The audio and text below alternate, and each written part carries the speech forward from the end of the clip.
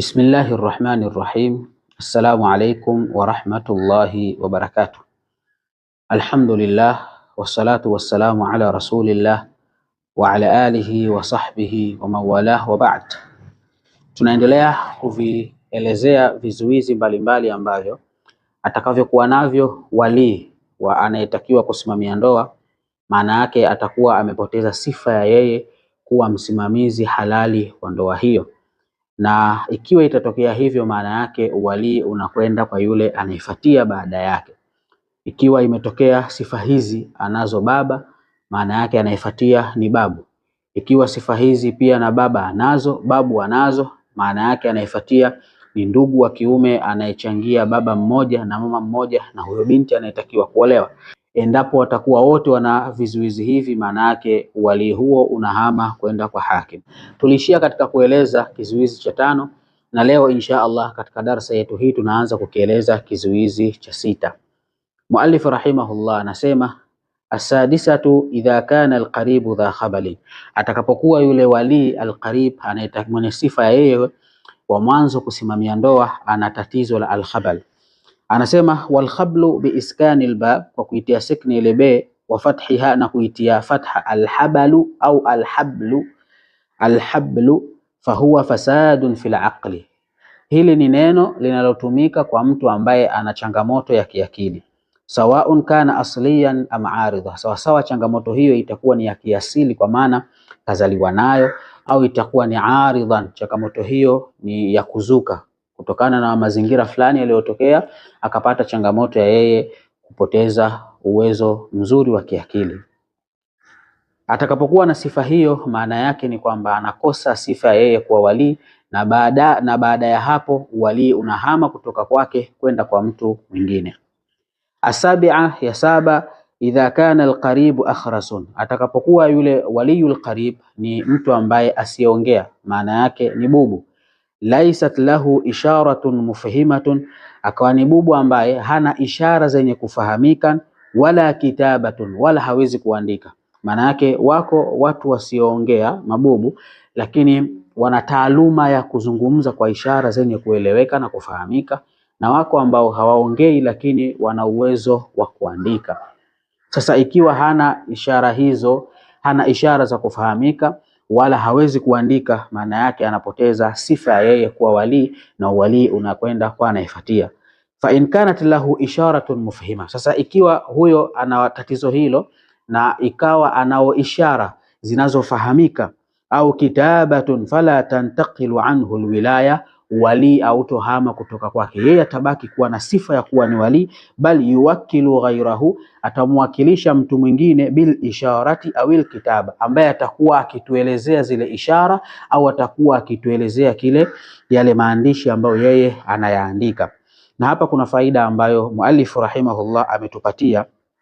Anasema kwamba wal khulasatu ma qila fihi annahu lahu 3 ahwali, kuhusiana na huyu mtu ambaye ni wali lakini ana changamoto ya yeye kuwa ni bubu, ana hali takriban 3.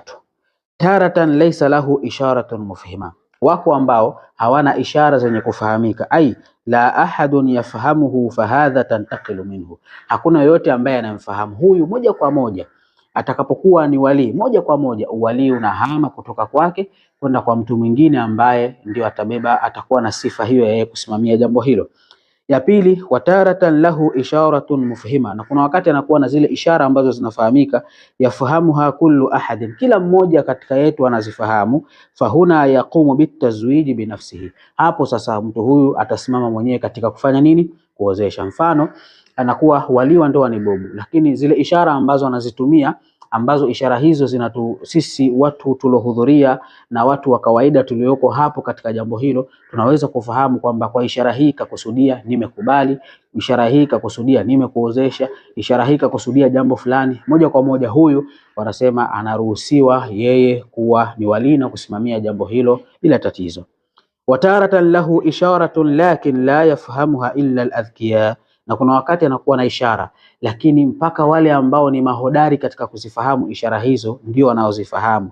Fahadha yaqumu bitawkili bil ishara au alkitaba, huyu atakachokifanya yeye atamchagua mtu mwingine kwa ishara au kwa kule kuandika kwamba mimi nimemruhusu mtu fulani ndio asimamie jambo hili la ufungishwaji wa ndoa. Hii ni katika faida ambayo muallif rahimahullah ametuwekea katika kipengele hiko.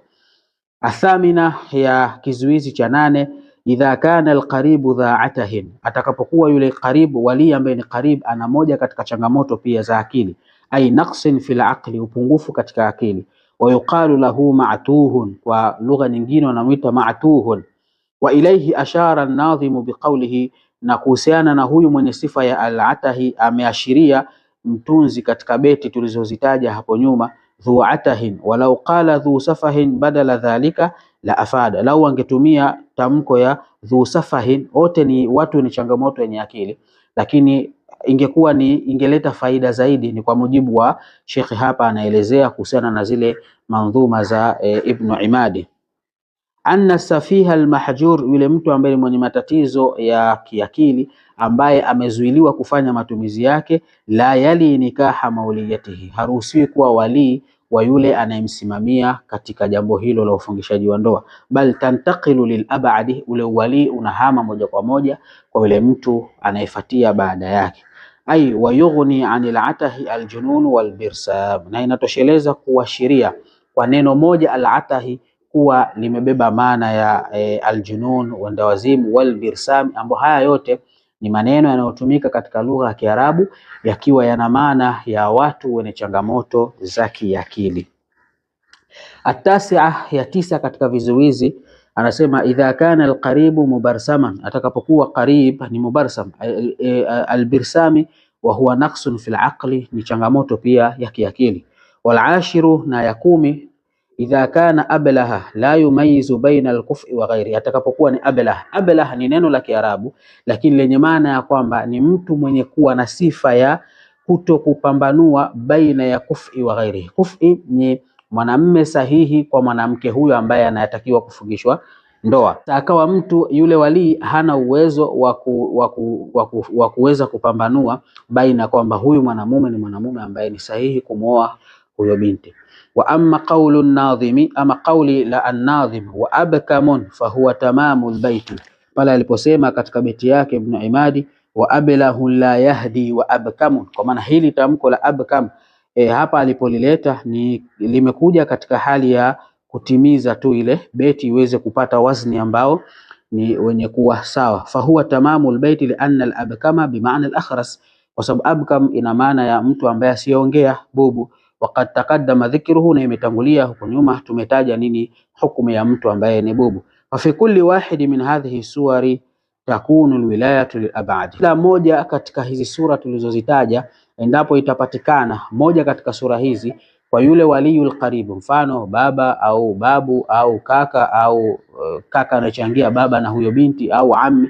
Kwa hiyo kila moja katika sifa hii itakayopatikana kwa yule ambaye ni wali wa mwanzo anayetakiwa kusimamia jambo la ndoa, maana yake moja kwa moja uwali unatoka kwake unakwenda kwa yule anayefuatia. Kwa hizi zilikuwa ni sura 10 ambazo zinaeleza vizuizi ambavyo vinamzuia wali kuwa na sifa ya yeye kuweza kufungisha ndoa. Endelea kuwa nasi katika kipindi hichi ili upate faida zaidi. Tutakuja kueleza ni wakati gani mawali hawatozingatiwa katika kufungisha ndoa, moja kwa moja atasimamia hakim au kadhi wa maeneo husika katika suala zima la kufungishwa ndoa.